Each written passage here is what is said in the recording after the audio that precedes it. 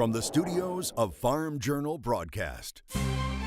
Coming up on Agday, drought expands in the northern plains, plus wheat harvest rolls on in Oklahoma, and agribusiness peanuts buy their way onto southern farms. This year, supply's down, so demand's up. So last year we had contracts of about $375. This year we're seeing $475, $500 in some places. So What's an optimum row spacing for soybeans? We have answers from Farm Journal College TV and getting new meat cartilage from your own cells. Ag Day, brought to you by the dependable, longest-lasting Chevy Silverado.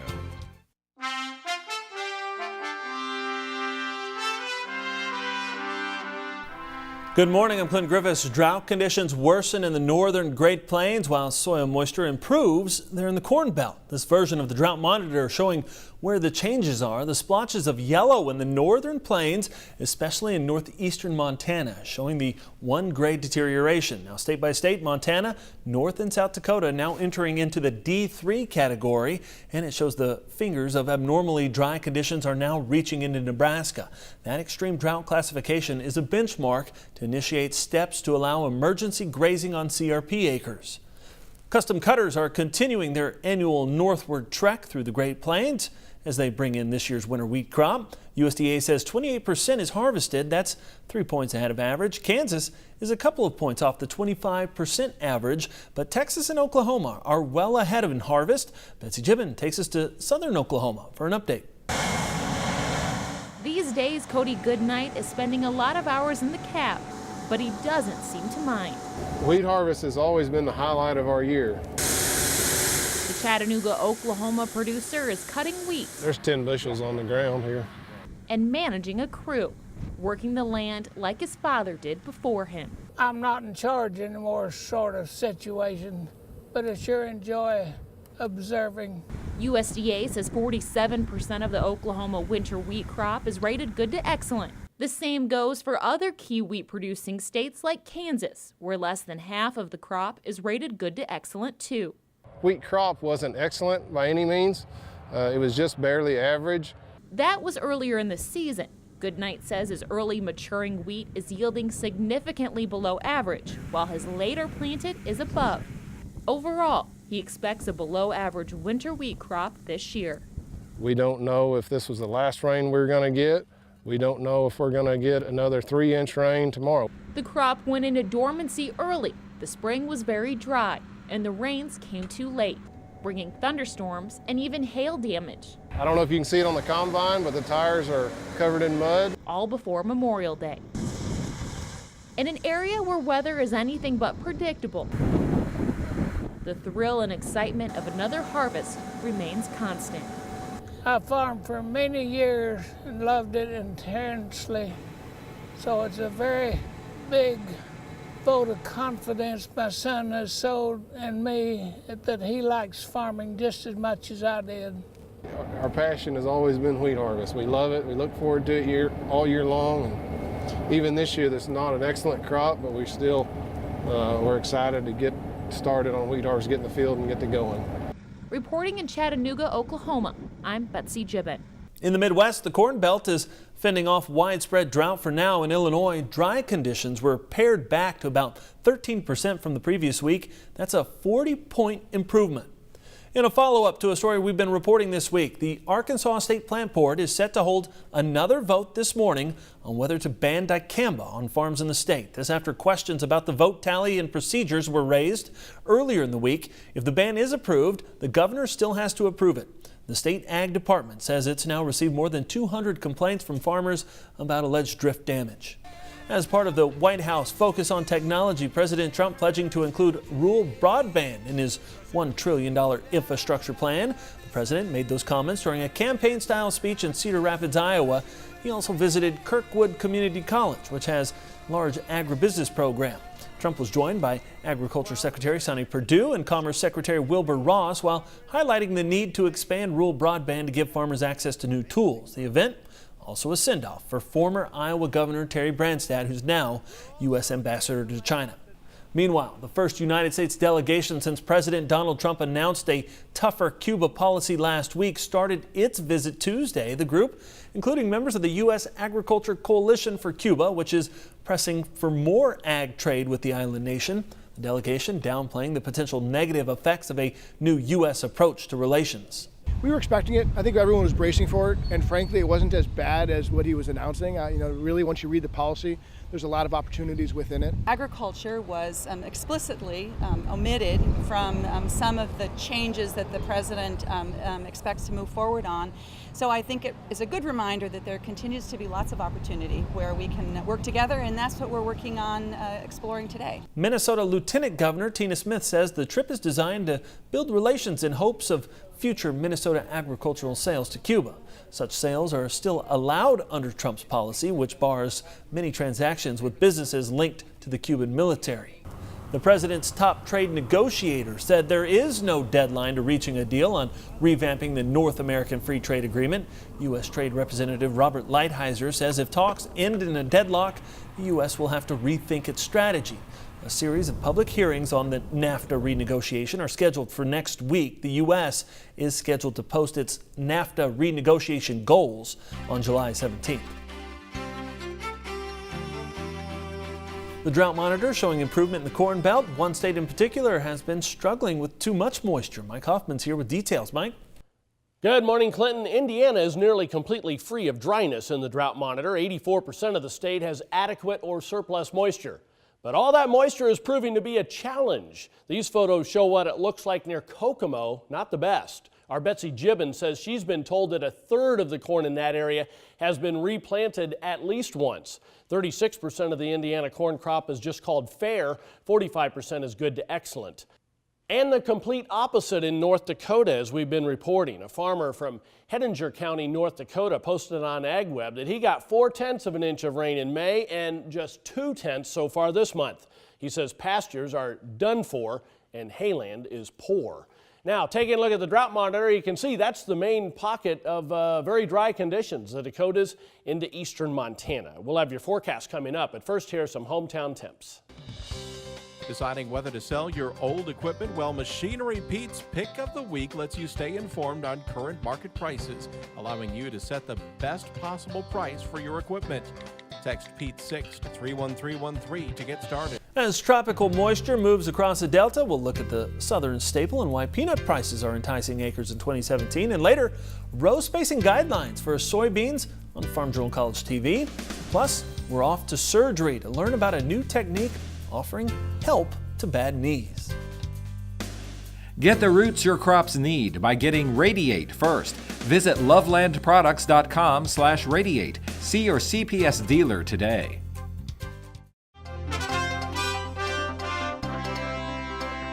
In agribusiness, it was another tough day for markets on Thursday. Let's see where things stand as we head for that final trading day of the week.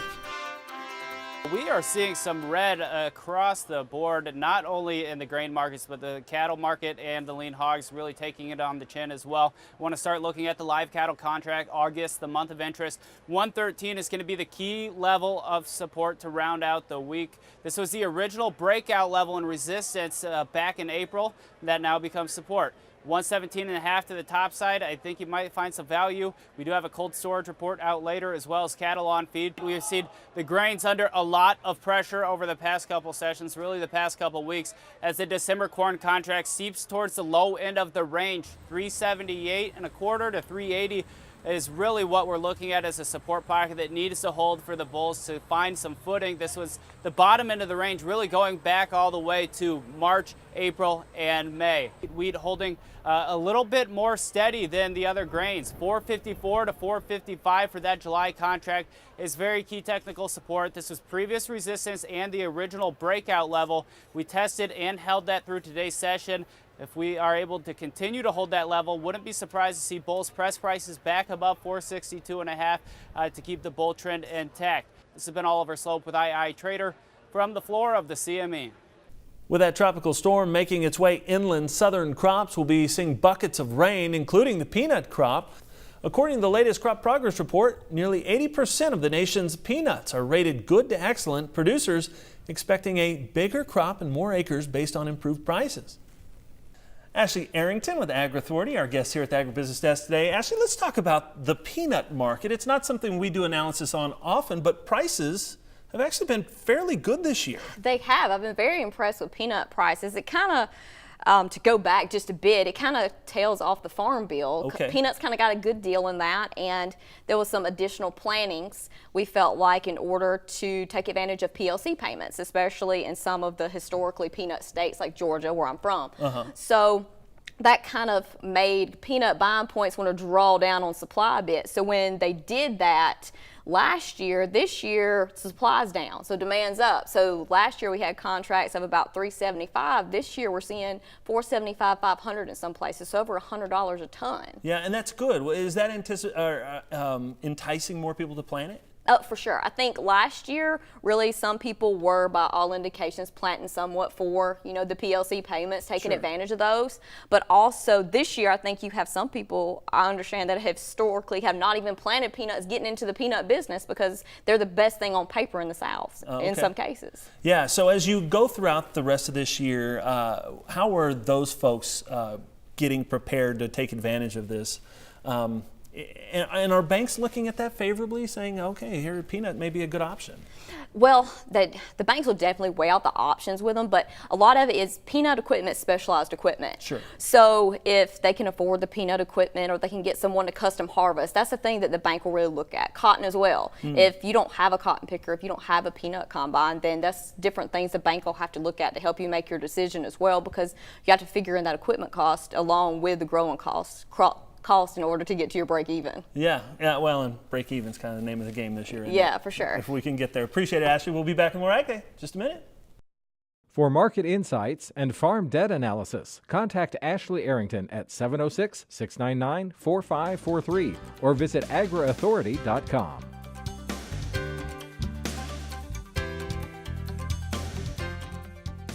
Agday is powered by Ram Trucks, America's longest-lasting pickups.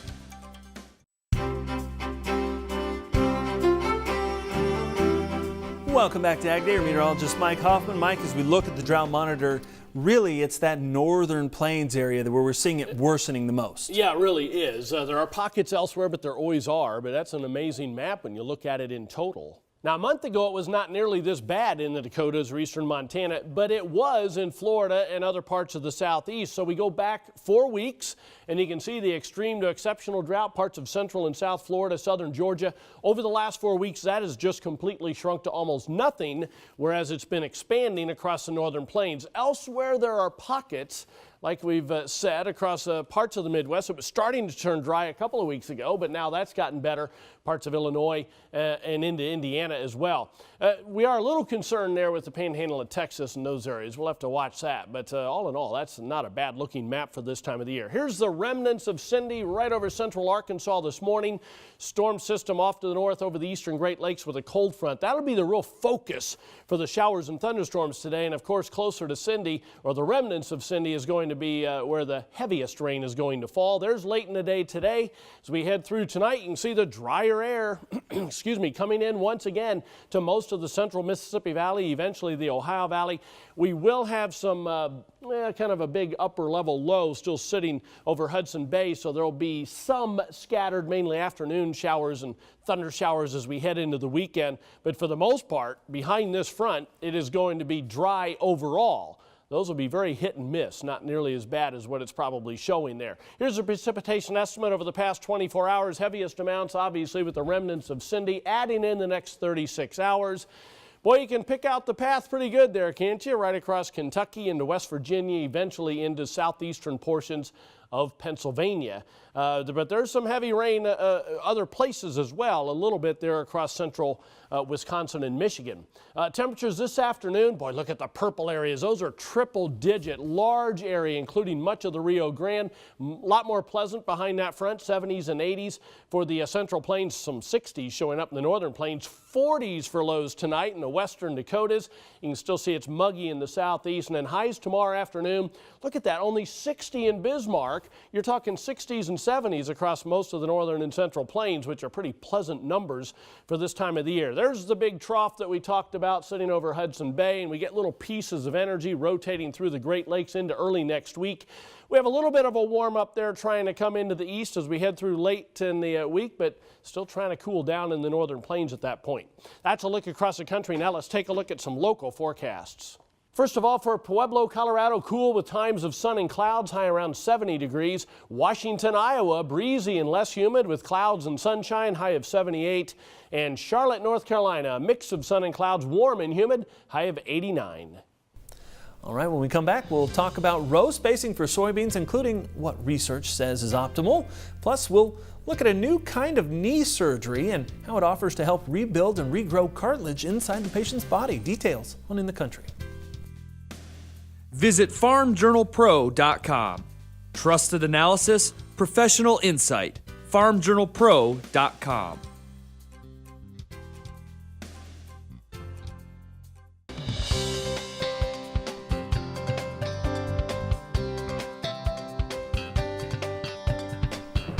This week on Farm Journal College TV, we head to the soybean fields of Indiana for a lesson in spacing with Purdue Extension's Sean Castile.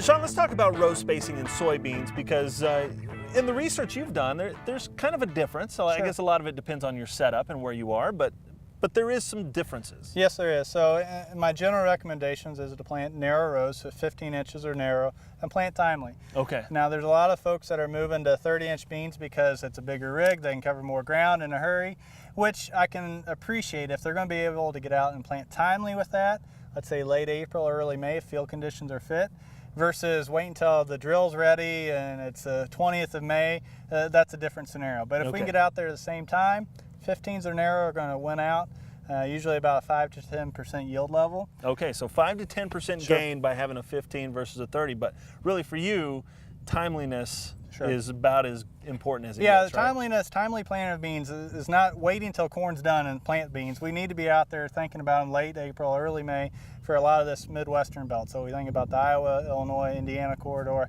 That's really where we need to be. Sure. Like the beans that we have here on 30s, they're looking pretty good, but the idea is you want to have them green to the eye by the 4th of July. So in other words, you want to have it canopied about the time it's the 4th of July. By the time it should be flowering out the top. That's really your goal. Okay. And so if you can do that on 30s, great. Well, we're almost to the 4th of July, and these 30-inch beans aren't canopied. Right. No, we still see lots of dirt There's here. lots of area here. There's probably another 30 or 40% of area to cover. Right. Now, if you go over and look at your 15s, plant at the same time. Same time. Same population. They don't look nearly as tall. They're not, but they're canopying much faster. These are planted still about the middle of May. Not as early as I'd like, but you're catching more coverage of the ground. Right. You still maybe have 15-20% to cover. Right. All right. If you look at the comparison of the two, 15s are going to close the row about 25 days faster than a 30. Really? Okay. Yeah. So and once we get that row closed, then we can kind of start cutting down on the competition, right? That's right. So you're looking at weed suppression, you're looking at good sunlight interception, so then it's going toward the leaf development as well as the flower development that's going to your money makers of pods and grain. All right, thanks, Sean. When we come back, we'll look at a new kind of knee surgery. Join the campaign to help victims of the wildfires, just like the Howard G. Buffett Foundation. The organization has pledged to match dollar to dollar up to $1 million in relief funds. To learn more, go to wildfirerelieffund.org.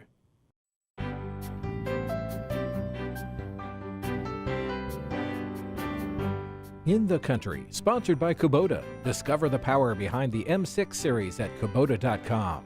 Or visit your local Kubota dealer today. Through the years, I have witnessed and known plenty of people with knee problems, and while surgery is usually the preferred course of action, the results are often limited. Well, a sports medicine orthopedic surgeon at the Missouri Orthopedic Institute just recently performed a first-of-its-kind surgery. The procedure uses a thin patch to hold the patient's own cartilage cells in place as they grow. It is the first tissue-engineered cartilage scaffold using the patient's own cells to be approved by the U.S. Food and Drug Administration. Through a small scope procedure, we take your cells from a non-essential aspect of your own knee so they won't cause harm, and then we bring it to a laboratory and we actually expand and multiply your own cells and implant them back in.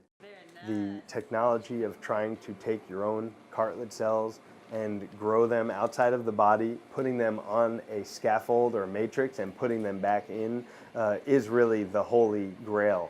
These types of cartilage injuries can happen as a result of a blow to the knee or due to wear and tear over time. In either case, it typically causes knee swelling, stiffness, and pain.